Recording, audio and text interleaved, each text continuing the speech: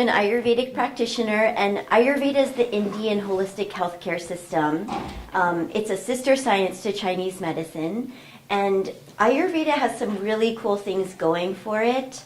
One of them is that, like Lita said, the home remedies are really simple, they're really inexpensive. You can incorporate them pretty effortlessly into your life as long as you have the intention and the knowledge. And another thing that we do in Ayurveda is we use food as medicine. So, what you eat all day is also affecting how you feel, and not just how you eliminate, but really your mood and emotional states, all of that. So I'm going to touch on a little bit on food, but mostly just Ayurvedic body care. And so I'm going to go through these kind of quick because I have so many to share with you. And some lucky person's going to win a Talya's Kitchen raffle bag that has just all body care products that I made myself, with the exception of one. But that'll be really fun for whoever wins. How many of you have ever seen a Chinese doctor? Yeah, a lot of you. So, they read your pulse and they talk to you about your organs, your organ health. So we do that in Ayurveda also.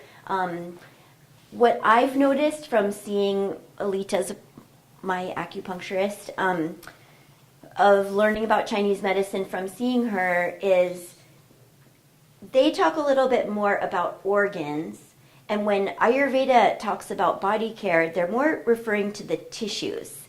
So it's your lymph and your blood are kind of the base tissues that feed everything else. Lymphatic fluid is your immunity. It's how your body is flushing toxicity out of itself on a regular basis. That's going into the blood. The blood is feeding all of your internal organs. So if your blood is off, that's a big deal because it's like the plasma of your body. It's your nutrition really of your whole body. And then blood also pumps to the muscles, right? Which is what everyone's doing in the Santa Cruz challenge. And then muscle burns fat, and fat feeds bones and nerves. So it goes in that order in Ayurvedic medicine. So even when I read somebody's pulse, the first thing I need to check is how is their lymphatic system flowing? Is it flowing? Is it really dry? Is it overheated? Is it stagnant? Because that's one of the foundations. So we just want to make sure that it's moving. It should always be in a flow. Your lymph and blood, the goal should always be, I want this to be in a flow. So enter dry brush. Tool number 1. So this is tool number 1. My legs are hairy. I'm sorry. I didn't think I was going to show them, but oh well. So, but the reason why I'm showing you my leg is because when you want to affect your lymphatic system, i.e. also blood, you always want to start from your feet and move up to your heart because the lymphatic system is a one-way system. It only goes up the body. So I'm going to take my dry brush. I'll do it up here. Right? And I'm going to start just doing this. And this is the first thing I do in the morning. So whether I take a shower or not, whether I'm going to go work out and I'm just putting on gross clothes to go do that, I'm going to dry brush before I leave in the morning. Because I'm flushing the lymphatic system. It only takes, right, if I do that all the way up to my heart and then from hands to heart. You get your armpits. I have a book at home that has just such a great chart of the lymphatic system. But basically, right, it's just these lines of energy that go up to the heart. But there's lymph nodes where things can get more caught, more stagnant, more dry. So the tops of your feet are really important to always get. The backs of your knees, the whole lower abdominal region, the central channel of your abdomen, and then your armpits and your neck. So you don't need to, you don't need to do your face, but you might want to get your neck, right? When we're sick, we often have engorged lymph nodes here, but they're probably engorged in other places we just don't think to check, or we don't know to check.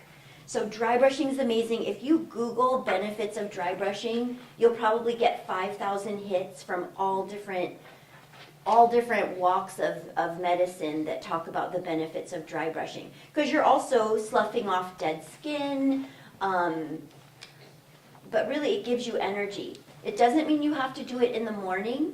I just think that's a good time to get things going. But when you increase your circulation, it can ultimately create more relaxation in the body. So it's okay to do it also if you're kind of groggy in the middle of the day and you have access to dry brushing. That can be something that really wakes you up. And some of you, or everybody who was on the health food store tour, I gave you that little bottle of Vitamineral Earth. Everyone remember that?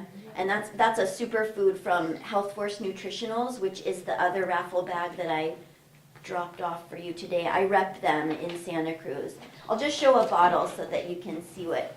But another thing that I would do in the middle of the day instead of coffee or chocolate, when I'm really trying to change my health and be like really clean, I would take something like this, or the Vitamineral Green is the name of the Health Force brand, or any green superfood powder in water with a little bit of lemon. You could put a little pinch of salt. You dry brush, it would be better than a cup of coffee in the afternoon. Unless, of course, it's organo cold coffee. No, I'm just kidding.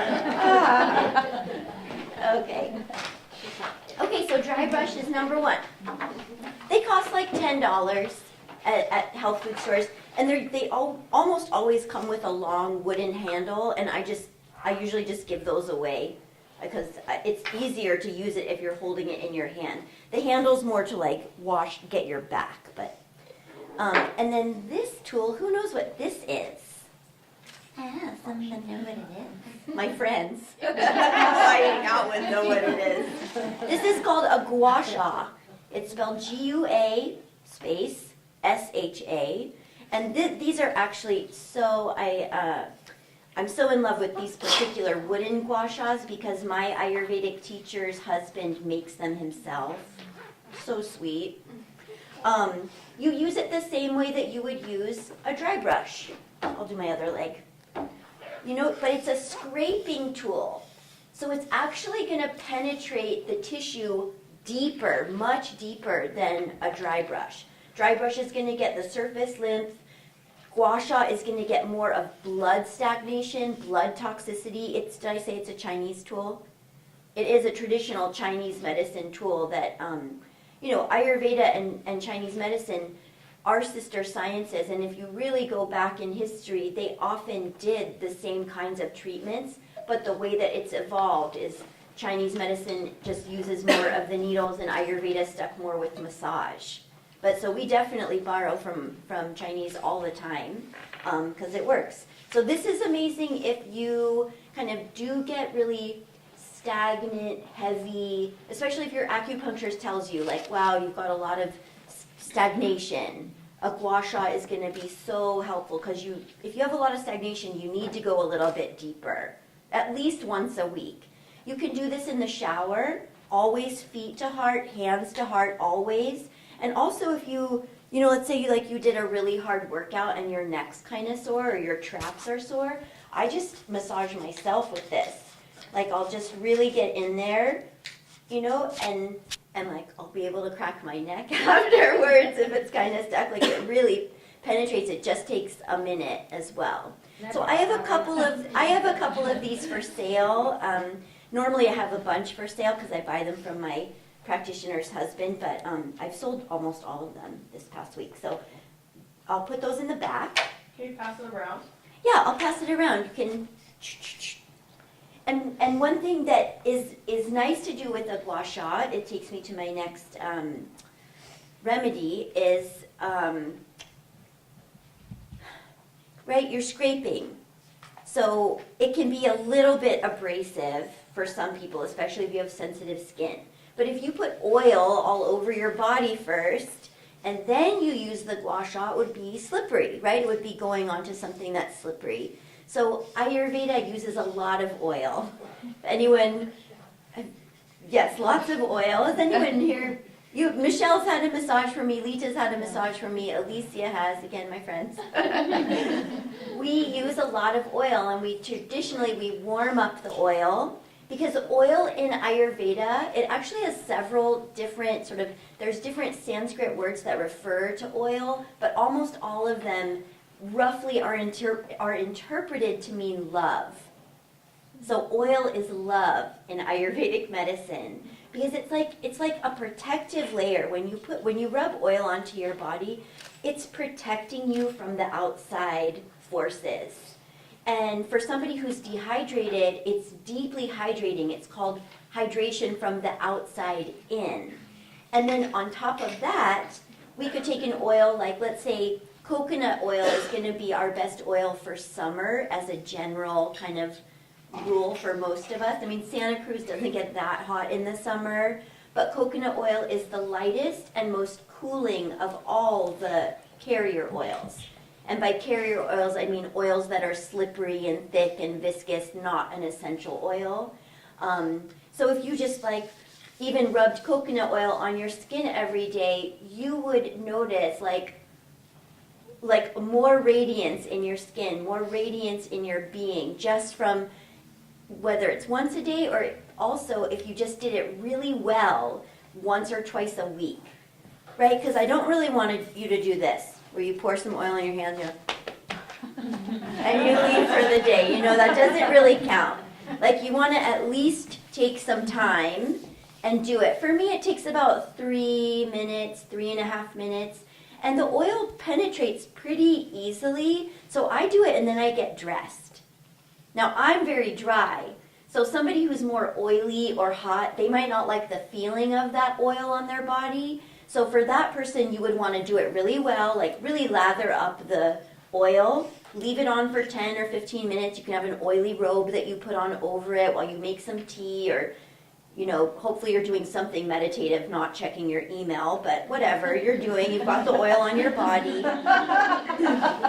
And then you rinse it off in the shower.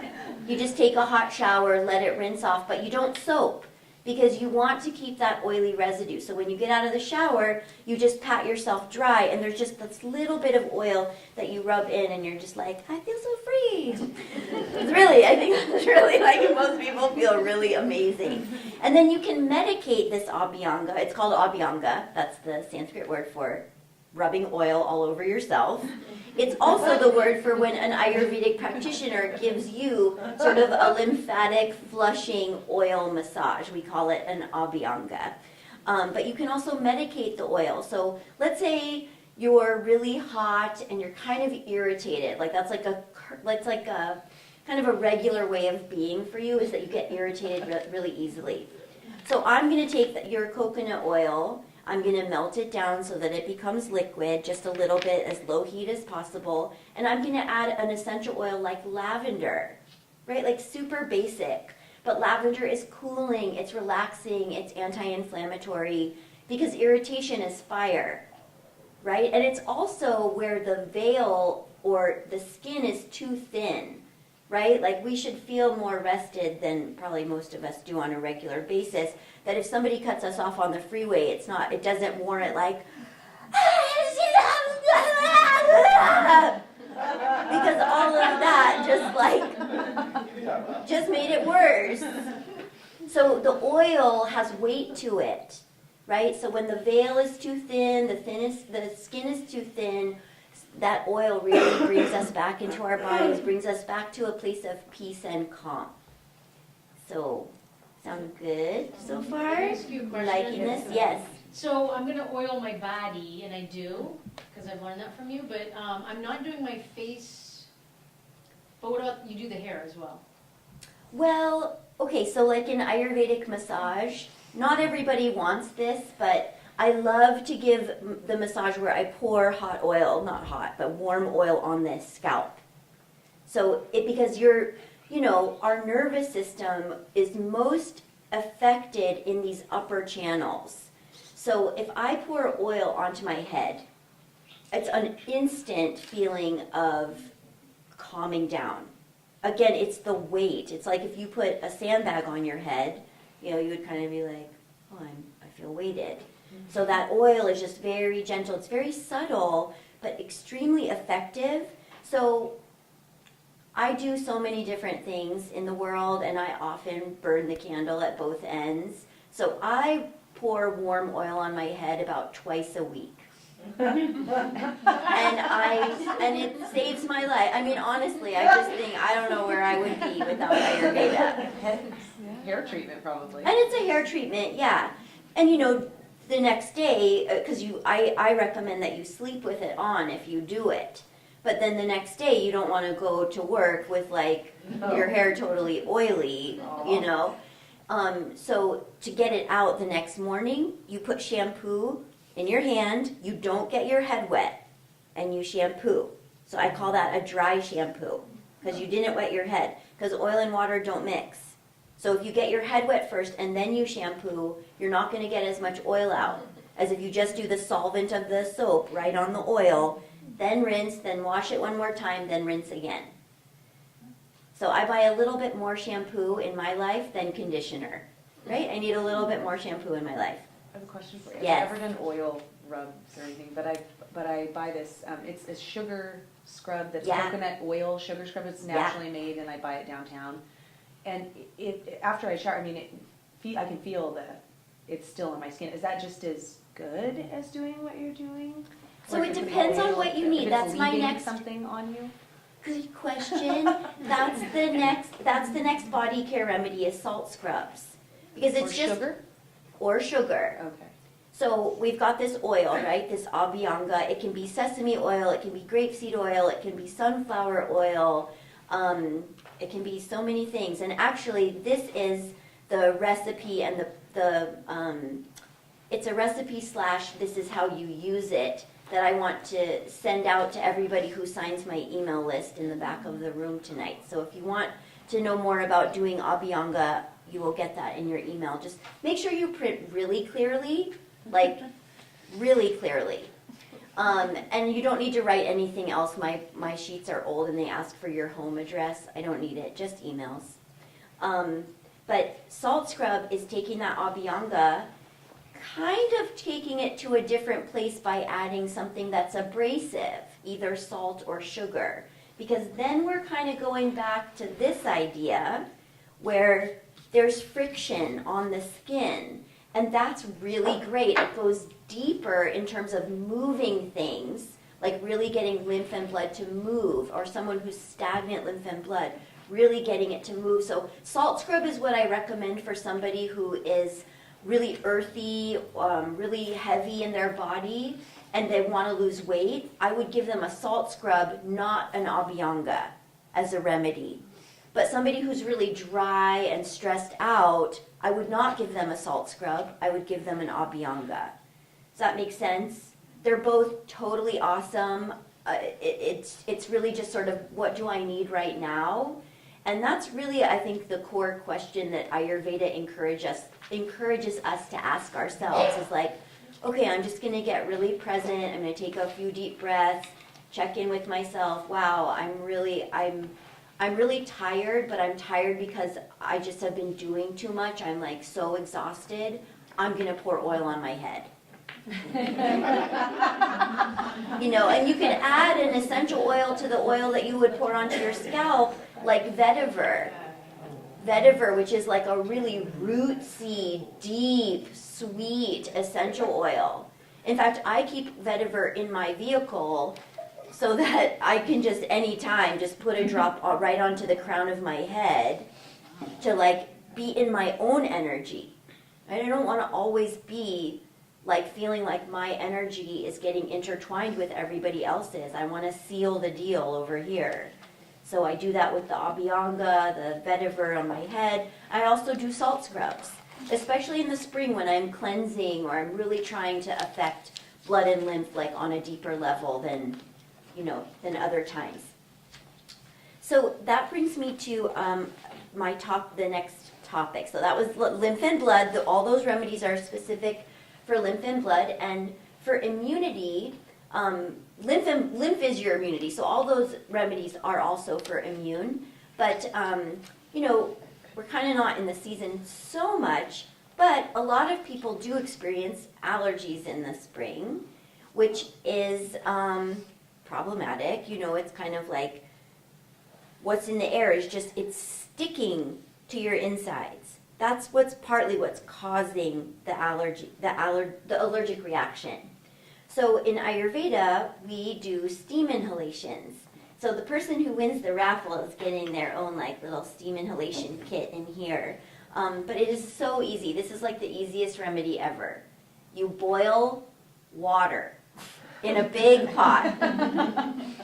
You put it onto like, something that's not going to ruin your table, whatever they're called, a trivet. You sit down.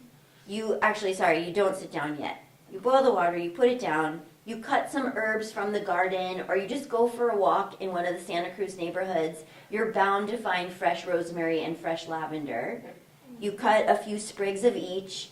You sit down in front of the pot of just boiled water. You put those herbs in the water. You put a towel over your head in the pot, and you breathe for 10 minutes, 15 minutes. I was so sick over New Year's. I was so sick, I was like, can you guys come over and walk my dog, like every day for 8 days, because I can't move. And I did not, I don't know, someone told me they thought I had the H1N1 thing. I might have, I was really sick. But I didn't go to the doctor. I did steam inhalations all day, every day. I probably did like 25 in 7 days with ginger, rosemary, garlic, lavender, lemon balm, mint, like whatever I could find outside. And it was so clearing. Because you do this steam, and then number one, it's a facial, so it's also a beauty care remedy. But if you have stagnant mucus, if you have sticky stuff sticking to your lungs, or even lungs and blood are so intimately connected, you're just going to release it. You're going to sweat a little bit, right? So it's really good, especially if you feel like you have the swollen lymph, to do one of these steam inhalations. The herbs don't have to be fresh either. Like you can buy dried rosemary, dried lavender. You just have to use more of the dried herbs than you do of the fresh. So that's one of my favorites. And then what I usually do right after I steam is I put Nausea oil, which is spelled Nasya. It doesn't mean nausea, like I don't feel well. It's another Sanskrit word. That's an oil that's made from, this is a traditional recipe my teacher gave me from the Bihar School of Yoga, kind of in central India. So it's a little bit hot, but it's ghee, which is clarified butter. Some of us talked about that yesterday at this health food store tour. Ginger essential oil, which is very, very hot, much hotter than ginger as a spice or as a root. Sesame oil, which is very warming. And garlic that's soaked in either sesame oil or olive oil for at least 2 months. Right? So you kind of got to prepare to make this. You soak the garlic. I just do it every time I make a batch of this oil. I just put more garlic into my little jar. I fill it with more oil. I've had the same little jar, like my starter garlic jar, for 13 years now. Just always cycle through it. So a little practice. And so after a steam, this is really good for fighting any sort of bacterial or viral infection, because garlic and ginger are one of our best antiviral, antifungal remedies. So I make it a little bit warm. I just put the bottle of Nausea oil in some warm water so that the ghee melts and it's all incorporated. And I put it in my ear. I do a little massage. You can really massage the lymph nodes that are on the sides of your neck. You leave it in there for 3 or 4 minutes. I do it watching Mad Men, just yeah. And then I turn over and I do it on the other side. And then you can also, if you get chronic sinus infection, the Nausea oil, it's best to be laying down. I'll try to simulate laying down. But you would plug one nostril and just do 5 drops. And swallow it. So it's ears, nose, and throat. Right? So that's one of my favorite things. I have that for sale in the back, my homemade Nausea oil. And then the other thing that you can do with sesame oil is you can oil pull. Has anyone heard of oil pulling? You can swish, you can do it with olive oil, coconut oil, sesame oil. I like the way it feels the best with sesame, but it is warming, so it might be too warming for some people. Olive oil is kind of the most neutral in terms of temperature. Excuse me. And you take like a teaspoon in your mouth, and it's such a small amount, but then it like expands in your mouth, and you feel like, wow, there's like a lot of liquid in my mouth. Because what it's doing is it's pulling bacteria from the sides of your mouth, from between your teeth, under your tongue, on top of your tongue. And after about 10 minutes of swish, swish, swish, you spit it out. And sorry, this is gross, but the oil is like this it's like this yellow, filmy liquid. It's not even anywhere near as thick as it was as an oil, which just shows you it took out so much bacteria out of your mouth. I know it's gross, but you feel amazing. And some people don't even brush their teeth after they do it because your mouth feels so clean. I've definitely left, like oil pulled and then left for the day and was like, I didn't really brush my teeth, but my mouth felt so clean I didn't notice. So oil pulling's a really great remedy. Again, if you Google oil pulling, you'll get like a zillion hits on why it's good. And then I want to talk about a couple of beauty treatments that are also deeply therapeutic. This is also what I love about Ayurvedic medicine is even when you do something because you're vain, it's deeply nourishing for you. So, or just because you care about being youthful and you wanna hydrate your skin. It's not necessarily vanity. But ghee, which is clarified butter, is used in India as a antioxidant face cream. It's just that the ghee is aged. So what you can do is if you buy a brand new jar of ghee, you can take a smaller jar and like put it in that little jar, put a label on it, like label it as like, this is my 5-year ghee. It needs to age for at least 5 years, and you put it into a cupboard, and then someday you'll find it again and you'll be like, oh my God. And it'll be this amazing, like enzyme rich, almost exfoliating while it's nourishing your skin. It's an anti-aging cream. Just ghee. Just aged ghee. You gotta wait for 5 years, yeah. Yeah. I finally did. I mean, I've known this for a long time, but I eat ghee. I use ghee for so many things I kept forgetting, and I finally did it. Like I labeled it, and I think mine's about a year old right now. I have 4 more years. I might even let it go for 10. Ooh. Open it up on my 50th birthday. Okay, my 51st.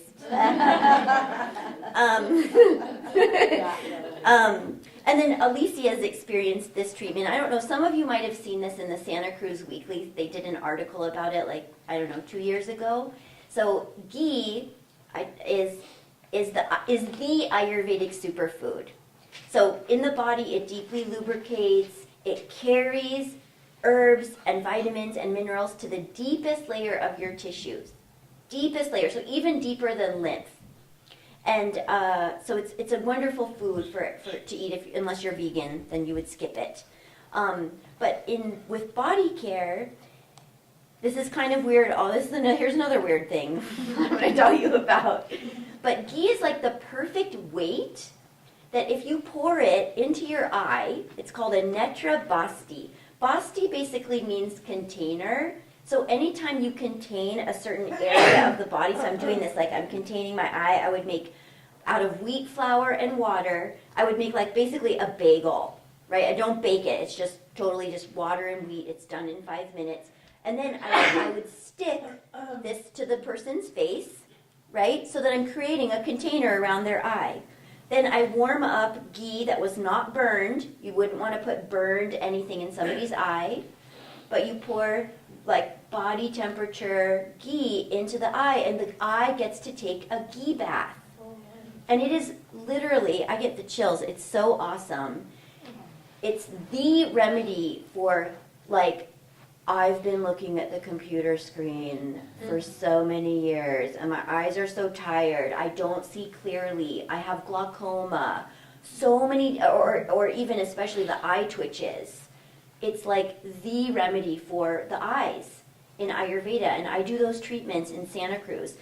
And lately people have finally been like, okay, I want one. But Alicia had one, and it made a difference. Like we pulled like, what did we pull, like a string out of your eye? Like after Burning Man?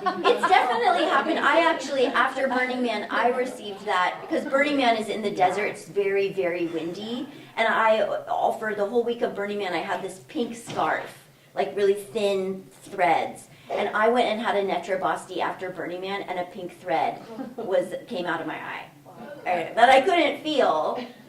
But but it's like this. So it's like the soaking of the oil on your head. It's just like, oh my God, oil is like so deeply nourishing, so deeply relaxing. And so for the eyes, it creates incredible results for people who have eye issues. And another product that's in the back of the room is Ghee. I do have just a couple for sale, but also an Ayurvedic eye lube, which you wouldn't put directly into your eye, but it's a face cream that I made that's like especially for like the bags under your eyes, and just it's like an anti-wrinkle cream. It smells amazing. There's a little tiny yellow container on top of the big jar that's a tester, so check that out on our break. And then the last thing that I want to talk about, I have one more minute, is, digestion is really the Ayurvedic body care that we would do all the time. And I would say that one of the top 3 things Ayurveda recommends is using spices. Spice your food will be more digestible. When your food's more digestible, you absorb and assimilate all of the nutrients, and it's like radiance from the inside out. So it really goes hand in hand with all of these external body care practices to make sure that our digestive systems are working really well. So I have a digestive spice mix in the back of the room. It's a tridoshic spice mix, meaning it's digestive regulating spices that would be good for somebody who's hot, good for somebody who's dry, good for somebody who's wet, heavy, or light. It's going to help everybody to have optimal digestion. And my cookbooks are back there too. Those are Ayurvedic cookbooks if you want to learn more about Ayurveda. You can use a cookbook as your initial textbook, and it's more experiential than just a book that you're just kind of reading and taking in the concepts. That's what I like to do. So I do have some classes coming up, some make your own body care products classes. One is at the New Leaf on the west side, and then I have a 2-part series coming up at the Whole Foods in Capitola. So whoever signs up to, gives me their email, I'll mail you the Avianca recipe and how to use it, and I'll also give you the info on those classes. And I just want to say how much I love the Santa Cruz Challenge and what an honor and a privilege it is for me to get to be a sponsor and to get to be one of the presenters. I think it's the raddest thing happening in Santa Cruz, and it's awesome that you all are participating. So thanks for your attention, and namaste.